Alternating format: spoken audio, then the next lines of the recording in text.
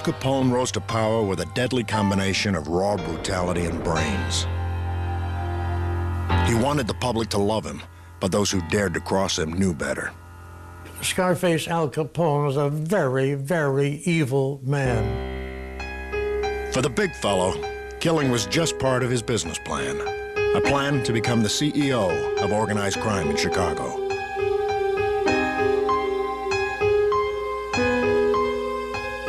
Al Capone was not stupid. Hell, if he was a person who took a legal job, he'd be head of General Motors. But as king of the bootleggers during Prohibition, Scarface Al became more of a celebrity than any mere corporate executive. He became the most famous gangster in the world.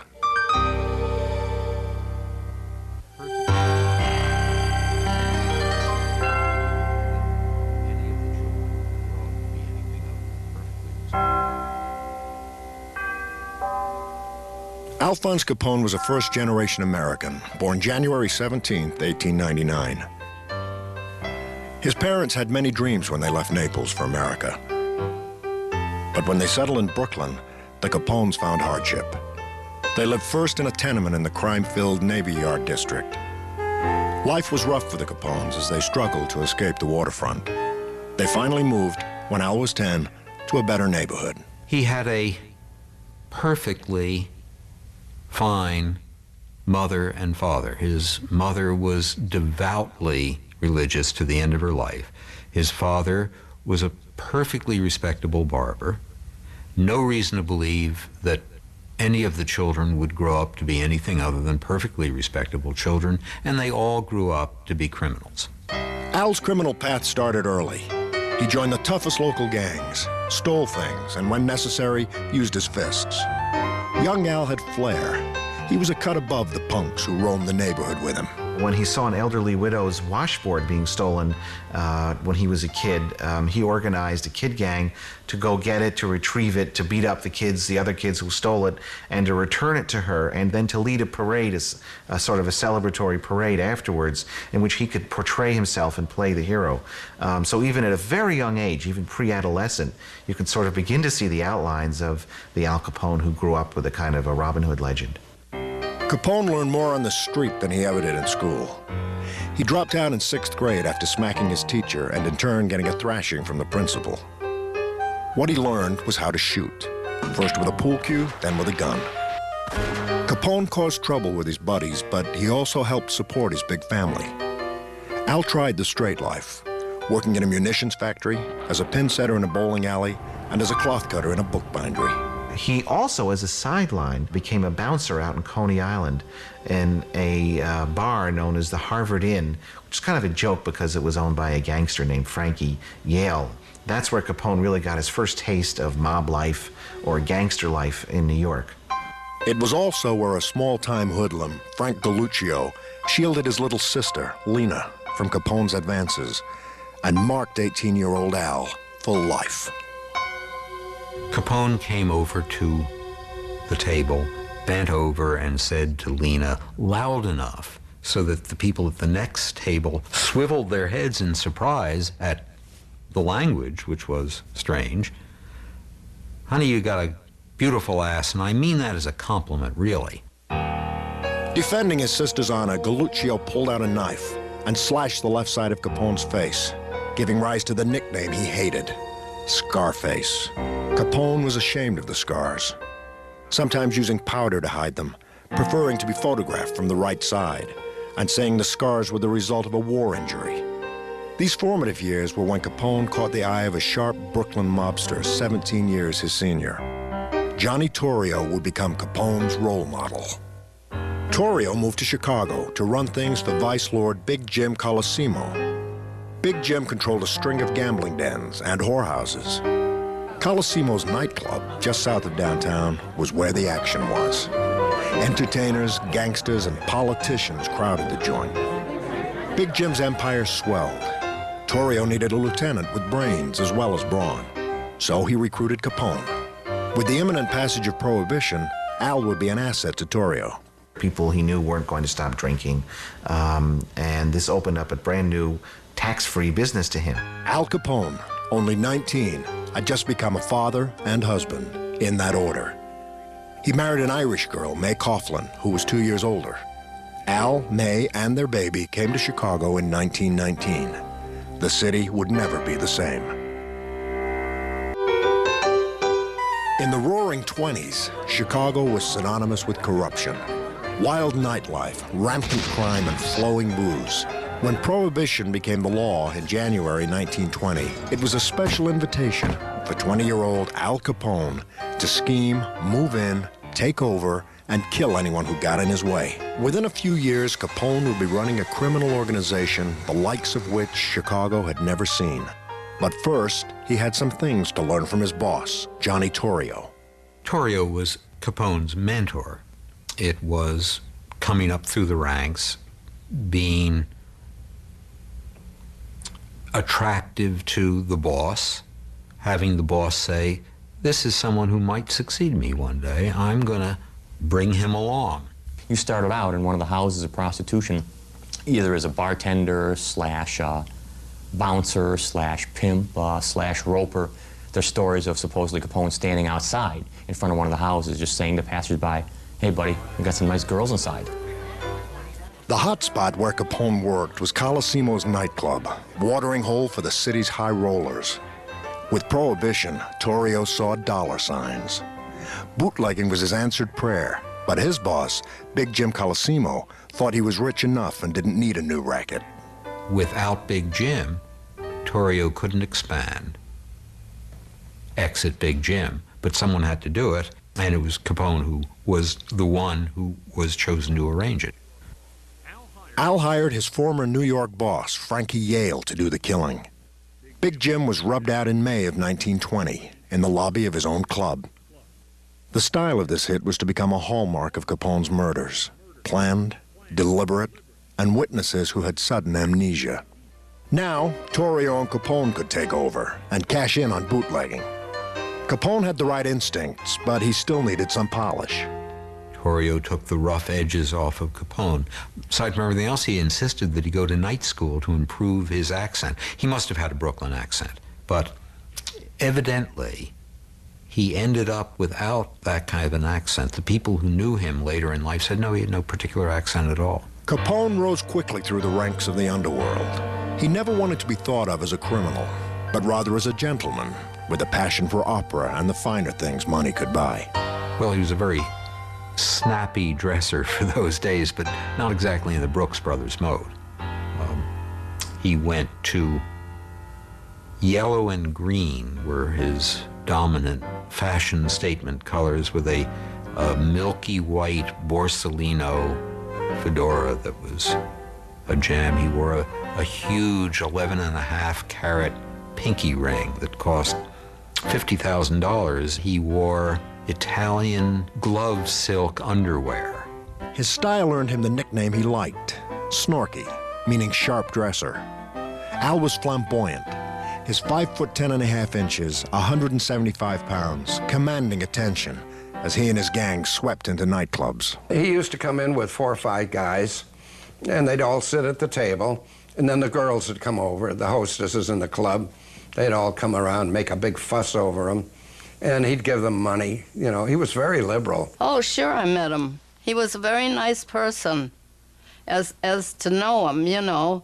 And what they said, so many, he never did anything. It was his people that did it, like his men that he had or whatever, do this dirty work. Many people only believed in Capone's good nature. They didn't see evil, just generosity. Like the time he spilled a drink on a showgirl's new dress. But it was all wet, and I thought, my God, what am I going to do, you know, like for the rest of the night. So he did give me some money to go and have it taken care of. I didn't want to take it, and he says, no, you take this. He gave me, I think, $25, I think it was. Well, if he was sitting at the table, he'd call me over, and then every once in a while, when he would come to the club or something, he'd say, get the kid up on the stage and let him do the Charleston, you know, and I'd get a $5 bill. And that was terrific, you know. Capone's family thought he was terrific, too. When his father died in 1920, Al, the dutiful son, brought his family to Chicago. Together, the Capones lived in a 15-room house on the South Side. He brought his brothers into the rackets and supported his sisters comfortably. To the day she died, his younger sister, Mafalda, defended him, writing, "I know nothing about his activities outside the family and do not recall any conversations about business matters." Outside the family, he was a different guy. He was regularly unfaithful. He was a lusty man who was dealing with prostitutes and sampled the wares. He would get drunk. He would be away from home for long periods of time. He, in effect, would live away from home. When he wasn't out drinking, gambling, or whoring, Capone studied his boss, Torrio. He learned how Chicago was divvied up and how to bring gangland together to fill the city's thirst for alcohol. In 1922, under Torrio's design, local mobsters made a peace agreement. Everyone would get a cut of the action. That was Torrio's modus operandi, to try and get everybody together and agree. And Capone learned that from Torrio. I think Capone learned to suppress his perhaps naturally violent instincts. This strategy turned bootlegging into big business. Supply was controlled, from breweries to backyard stills. Saloon owners, if they were smart, bought Capone's beer. If you didn't, they would come back and tell you, you better take their beer. This happened over and over again. If you didn't do that again, they would bomb your place and they would blow out the windows. And then they would offer to lend you the money to repair it. Well, nobody else would give you the money to repair your place. Of course, once you did that, you were in effect in business with the Capone organization. The government's estimate is that they took in, on average, $120 million a year in sales from liquor, prostitution, and gambling, basically. So they were the equivalent of a probably medium-sized corporation. And it was run in many ways like a business. There were guys with specific functions like in charge of beer truck repair, in charge of brewery construction, in charge of brewery management. Capone was a brilliant businessman and a brilliant organizer. He couldn't invest money in the conventional sense because that would supply the government with a trail to his organization. So it was an all-cash business that he was in, which was the trinity of gambling, prostitution, and vice. Capone also guaranteed protection from the law by bribing cops and politicians. Al Capone himself once estimated that 50% of the Chicago police force worked for him. So that's a big part of doing business. Otherwise, you wouldn't operate for a minute if you weren't getting protection. 1922 was the year that Capone finally got officially noticed by the Chicago press. In the early hours of August 30th, he was arrested after a night of boozing. Capone's temper erupted when the car he was driving slammed into a taxi, badly injuring the driver. He pulled a gun and threatened the taxi driver, waving around a fake sheriff's badge. When the real police showed up, Capone was arrested. He taunted the officer, boasting that he'd fix this thing. Easy. He did. The charges were dropped. Word that Al walked got around fast. His legend was growing. Now just 23 years old, Al became Torrio's partner at the top of the crime world. While attempts to quench the public's thirst stepped up, so did greed.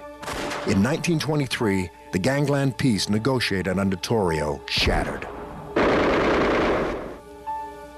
Chicago's notorious beer wars began and grabbed headlines nationwide. Blood flowed and bombs exploded from September through December. For Capone's enemies, it ended in death.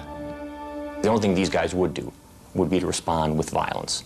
And violence is sort of a currency for them. It's what they use to get their way. During the entire Prohibition era, 700 people were murdered in Chicago in bootlegging or Prohibition-related crimes. Torrio and Capone won the first round of the gang wars. Confident that control was restored, Torrio went on a 4-month cruise, leaving Capone in charge, giving him license to become the most powerful man in the city. 1924 ushered in a new era for Al Capone. In Chicago, corruption took a detour when a law and order man was elected mayor. Despite his personal distaste for Prohibition, he enforced it. So Al set his sights on opportunities for growth in the suburbs, starting with Cicero. It only made him seem to be a much stronger criminal leader.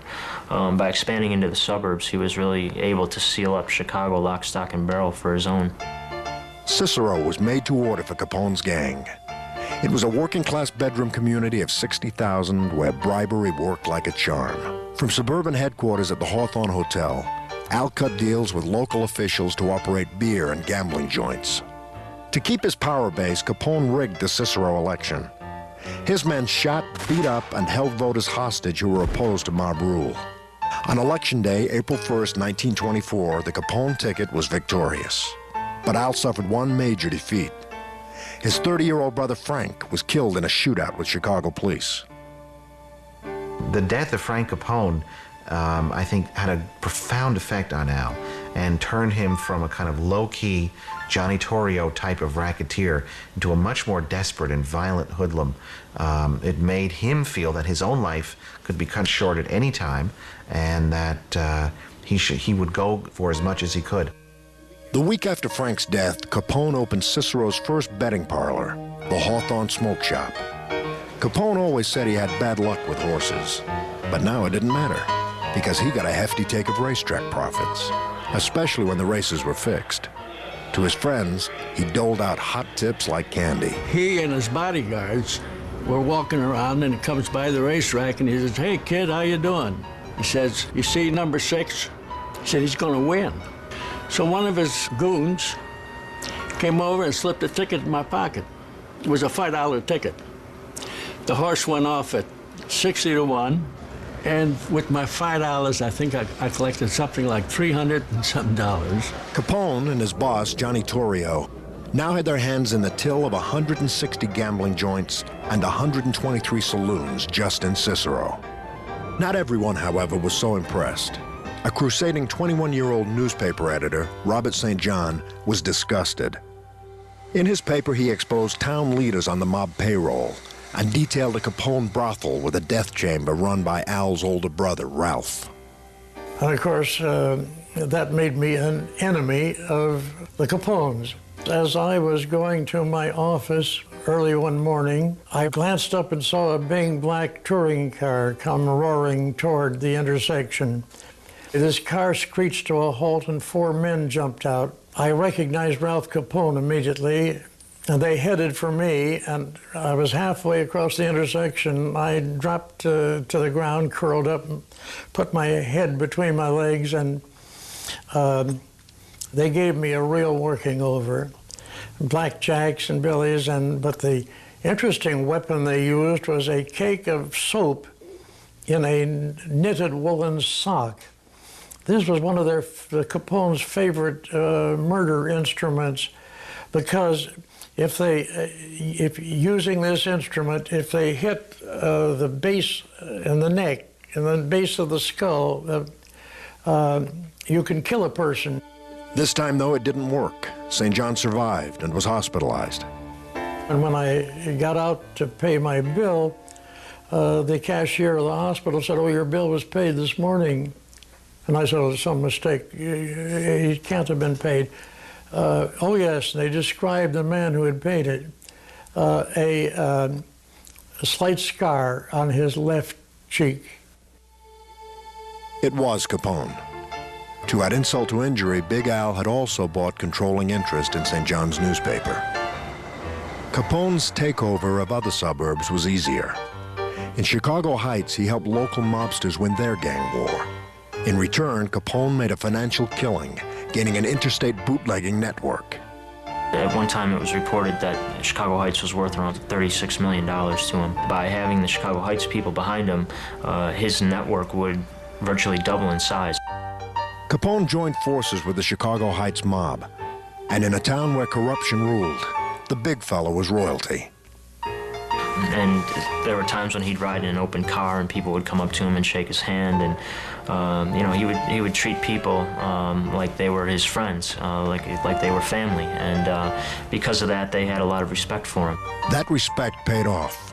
While Capone's boss, Johnny Torrio, was away on his cruise, Al expanded operations, formed new allies, and reaped the profits. When Torrio came back, if there had ever been any question in Torrio's mind that Al Capone was the man to succeed him, that ended it. There was also no question about Capone's explosive temper or loyalty. On May 8th, when Al's accountant, Greasy Thumb Jack Guzik, whined that he'd been kicked around by a local bootlegger, Al took aim. He unloaded a six-shooter into the culprit's head, point blank, in front of 3 witnesses. No one forgot it, but no one would say they remembered it.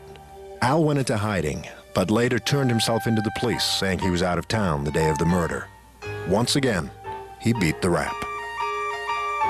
There was no way to get Capone on any of the substantive charges. You couldn't get a jury. They knew what would happen to them if they voted a conviction against a gangster. And they said as much. People would ask to be excused. I'd have to carry a gun the rest of my life, said one of them asking to be excused. Capone knew it. He went about his business, ordering the elimination of people who refused to cooperate. The one-way ride was the preferred method. Let's get him in a car and let's take him to a nice secluded place and shoot him and dump him out of the car. So there are no 1 witnesses, 2 innocent bystanders, or any particular problems beyond it. Capone's biggest problem that had to be taken care of was Northside gangster and well-known florist Dion O'Banion. O'Banion had plenty of power and money, but wanted more. He made a fatal mistake when he tried to swindle Capone and his boss, Torrio, on a brewery deal. On the morning of May 19th, Torrio got arrested in a prohibition raid O'Banion knew about. Torrio was on his way to the slammer, but not before he'd get revenge. Once again, New York triggerman Frankie Yale got the nod. Yale would do the job with 2 local hitmen. They decided to kill O'Banion on November 10th when he was busy preparing flowers for a gangster funeral. When the 3 hitmen walked into the flower shop, O'Banion reached out to shake Yale's hand.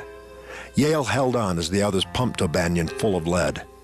It was the end of O'Banion and the beginning of a bloody gang war. That's because in January 1925, 2 of O'Banion's men, George Bugs Moran and Jaime Weiss, tried to avenge their boss's murder and went gunning for Capone and Torrio. They missed Al, but managed to ambush Torrio. Torrio recovered and was sent to prison on the prohibition charge. In March, while serving time, he announced his retirement. To no one's surprise, leadership of the mob was passed to Capone, then just 26 years old. The youthful mob boss was front-page news. He liked being in the limelight. When accused of a crime, he'd call a press conference. And he'd say, hey, look, fella, I had nothing to do with this. Please, get off of my back. But the truth was Capone had everything to do with Chicago's increasingly vicious gang violence. Al was now a moving target. He shielded himself in his new high-security headquarters in the plush Metropole Hotel. Secret tunnels helped Al and his men make quick getaways. He never went anywhere alone. Capone had more security than President Calvin Coolidge. He rode in a $20,000 customized Cadillac limousine that was more like a tank. It was 7 tons, armor-plated, with bulletproof glass. The back window could be yanked when gunmen had to fire at their enemies. Capone now had his share. They kept encroaching on each other's territory. Wasn't supposed to happen, it did. They shot each other. Capone was going to have to eliminate one by one the opposition again, bring one by one, bring them all in line. All Capone had to do now was give the orders. He did, and he never looked back.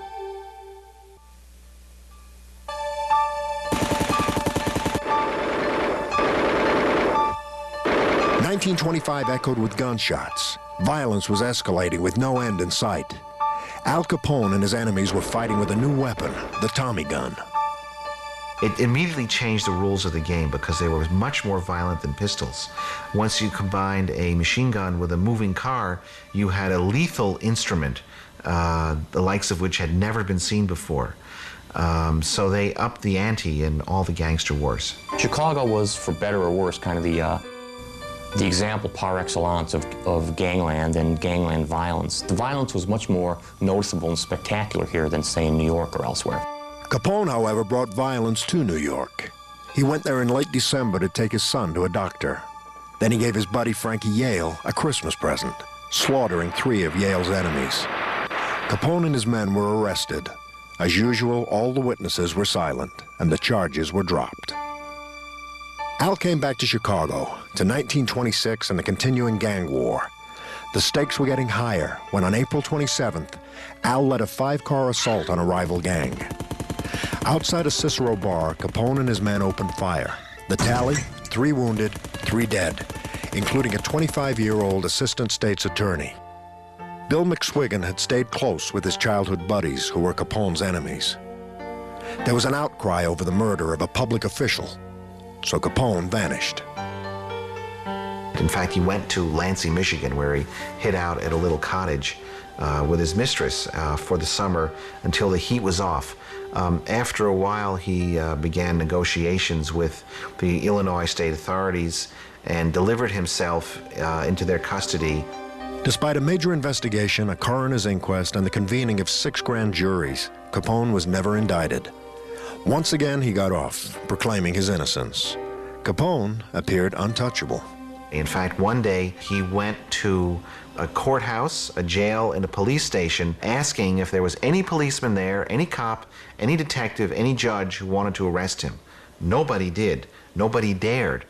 And of course, he brought a reporter around with him to show that he was not a wanted man in Chicago. I was the only photographer, and the paper had the only reporter with him.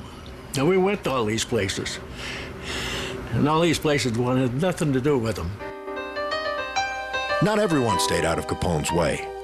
Trigger-happy Jaime Weiss and Bugs Moran traded shots with Al all during the summer of 1926, but none hit their mark. The most spectacular attempt of all came in late September. Capone was having lunch at the Hawthorne restaurant when a 10-car caravan filled with Weiss's men roared around the corner. Machine gun fire split the air. Capone leapt up and started to run. His bodyguard, it registered on him before it registered on Capone that something is wrong and there's going to be more. They must have been blanks to make us find out what's happening. He dove forward, knocked Capone to the floor, and was holding him down when the rest of the cars came by with real machine guns, and they just shot up the entire block. Finally, a gunman got out, knelt in the doorway, and sprayed the whole place. 5,000 bullets blasted the coffee shop in just under 10 minutes. It was destroyed, but amazingly, no one was killed. Capone paid hospital bills for the one person injured. Then he turned his attention to getting rid of Weiss. Capone ordered his men to rent rooms that overlooked the Weiss-Moran headquarters. When they spotted Weiss crossing the street, they opened fire. One more problem eliminated. Soon after, Bugs Moran became leader of the North Side Gang. Capone sent him condolences about Weiss, denying any involvement with his assassination. In late October, Capone made a peace agreement with Moran and other gang leaders. Al later said, "There's plenty of beer business for everybody. Why kill each other over it?" At age 27, Capone's power in the underworld was growing, but he craved recognition as an upstanding businessman. After all, he employed more than 400 people and controlled a multi-million-dollar operation. He didn't go running around with a machine gun shooting people out of fast-moving cars. You would find him in his office, surrounded by junior executives with the phones jangling, 3 people waiting to get a little bit of his time for an executive decision. That was his working day. That's the kind of criminal he was. In other words, he was a modern criminal. 1927 started as a good year for Al by all measures. The U.S. Attorney's Office would estimate his organization took in $105 million that year, all from unlawful enterprises. One of his allies, Big Bill Thompson, was voted back in as mayor of Chicago, giving control of the city, in effect, to Capone. When things were going his way, Al tried to relax.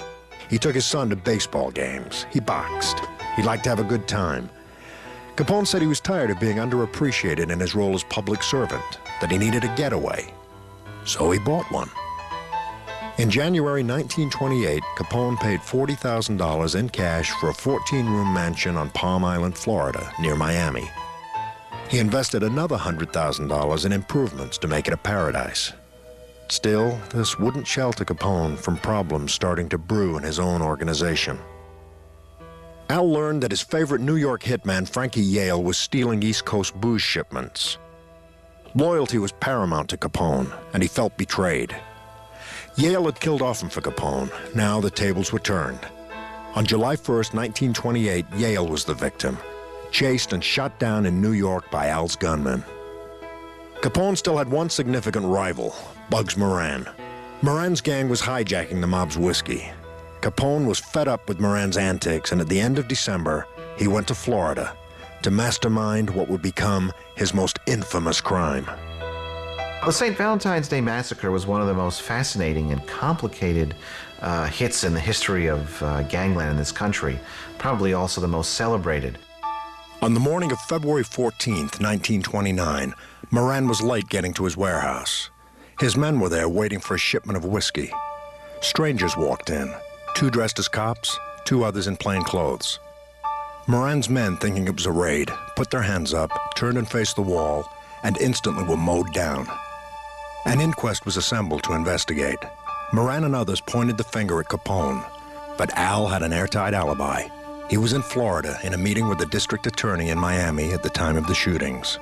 Once again, with no one willing to testify, the case was closed. No one knows for sure who did it. My theory is they thought the last person to go in, who looked quite a bit like Moran and was wearing the same outfit that Moran wore, a light overcoat with a darker brown fedora. I think they thought he was Moran. The city and the country was sickened by this killing, but the bloodshed wasn't over. The St. Valentine's Day Massacre was the most graphic show of violence yet. Now, there was no escape for Capone. He was to become the target of criminals and lawmen alike. Public disgust with the St. Valentine's Day Massacre had barely subsided when Al Capone made his next move to clean house. In May 1929, Al's informants told him hitmen John Scalise and Albert Anselmi and another gunman were conspiring to murder him. Capone invited them to a roadhouse in Indiana. He got their confidence and threw a banquet for them. And they had a wonderful evening drinking and eating. And then at the end of the night, then the tables turned and he accused them of treachery. And he and his bodyguards beat him to death with baseball bats, before shooting him, of course. I photographed the 3 bodies that were found in the brushes in Hammond.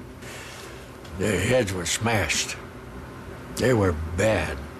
The police picked up the bodies and they took them to a mortuary, and we had taken pictures of them covered up. You only saw a little bit of their face. It was a really hideous crime. In fact, it was so hideous that even other gangsters began to distance themselves from Capone at that time. Suddenly, trouble was everywhere for Capone. Public sentiment against him was growing. His life was in danger. There was a $50,000 contract out on him. Al figured the only place he'd be safe was in a jail, away from Chicago. So he set it up. On May 16th, leaving a movie theater in Philadelphia, Capone and his bodyguard were arrested for carrying concealed weapons. The scheme went haywire when the judge threw the book at them. The verdict was stiff: a year in jail. Al tried everything to get out early, from bribery to giving money to local charities at Christmas. It didn't work. So Al used his phone privileges to run his gang, long distance from jail. The news he got from home was bad. Capone and his organization were now a target of the federal government. President Hoover wanted to see Big Al behind bars for a long time. He kept asking his aides, "Have you got that fellow Capone yet?" The IRS was working on it, closing in on his gang. While he was still in jail in Philadelphia, Ralph Capone was gotten and was sent away. Jack Guzik was sent away. Frank Nitti, who was Capone's number 2, was sent away, all on income tax. When Capone left prison in March 1930, new problems awaited him. He had just been named public enemy number 1 by the Chicago Crime Commission, but he wanted people to think of him as a good guy. The country was entering the Depression, so Capone responded, opening Chicago's first soup kitchen, feeding 3,000 hungry people a day. I wasn't for our friend Al Capone roping open this here White House on 935 South State Street, where he wasn't eating. Capone's generosity made him somewhat of a folk hero in the media. But in June, Al lost one of his major pipelines to the press. Jake Lingle, who covered crime and politics for the Chicago Tribune and was on Capone's payroll, was gunned down by one of Al's rivals. When I looked at him, I said, "Oh my God, that's Jake." Well, I took a picture too and then called the office. I said, "Jake Lingle was just killed. He was on his way to the racetrack, and the only reason I know that is because he had a racing farm near him."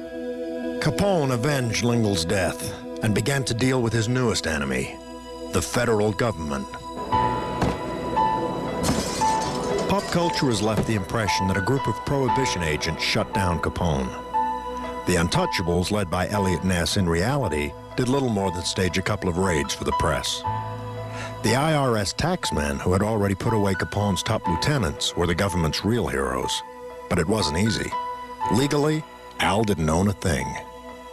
He couldn't buy real estate. He put his house in Florida in his wife's name. He put his house in Chicago in his mother's name. He put his car in his wife's name.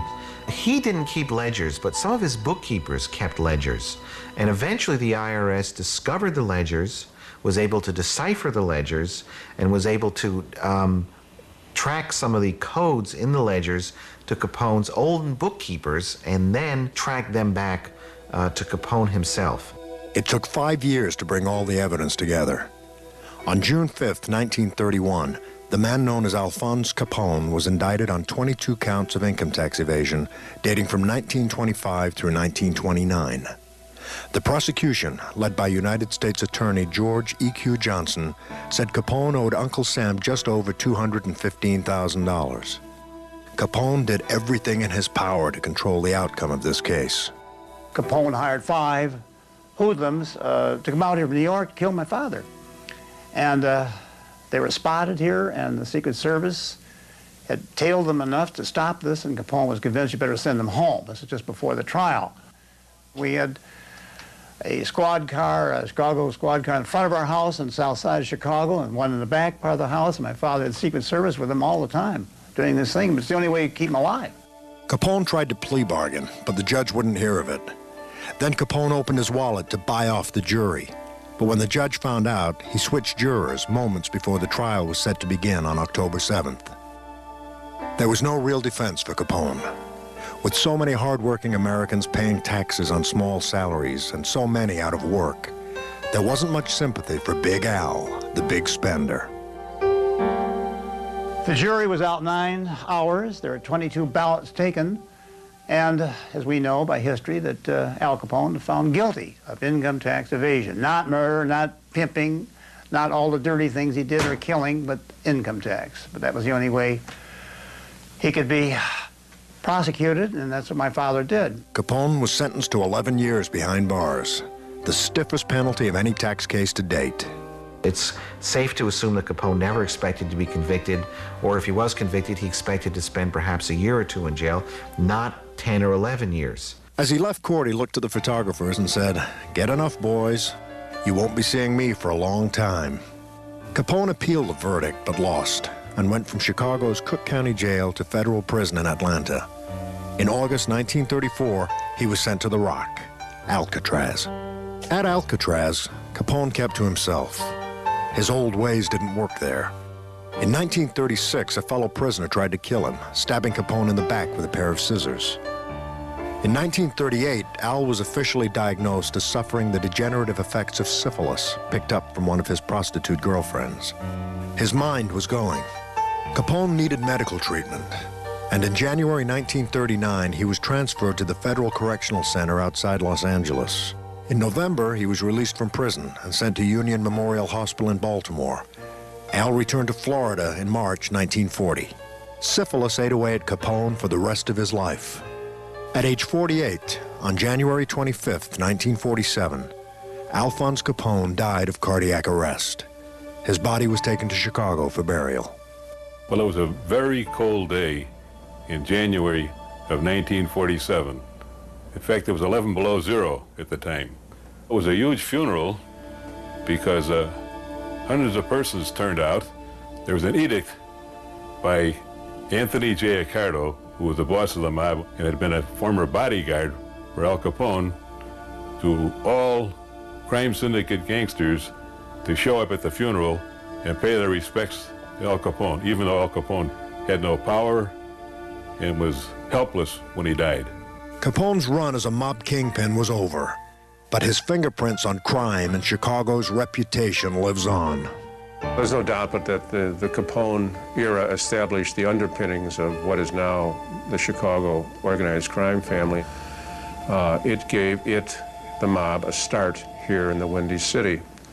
And that beginning led to a zenith in activity in the 50s and 60s and into the 70s. There was and continues to be in some form an alliance between the hoodlums that began under Capone and elected public officials. My father made many speeches and made this point about Al Capone upon numerous occasions, that had this man taken all his energy, talent, and basic intelligence and guts, if you will, and directed this energy down legitimate avenues, he'd been a very successful businessman. There's no doubt about it. He had a peculiar charm about him that he could use when he wanted to use, and this, of course, was deceptive. But as we all know, he didn't use his talent in that direction, and as a result, people died, people were hurt,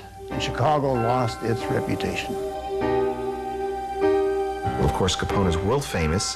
Wherever you go, if you mention Chicago, people instantly associate that city with Capone. There are lots of celebrities. Very, very few of them become illusions. So their name means the same thing to everyone who hears it. Capone was one. He never impressed me of anything except that he was a bad guy. And the reason that maybe that I felt that way is because I happen to be an Italian. And anybody that hurts an Italian person, I feel hurt. And so, let's end this. To me, he was a bum.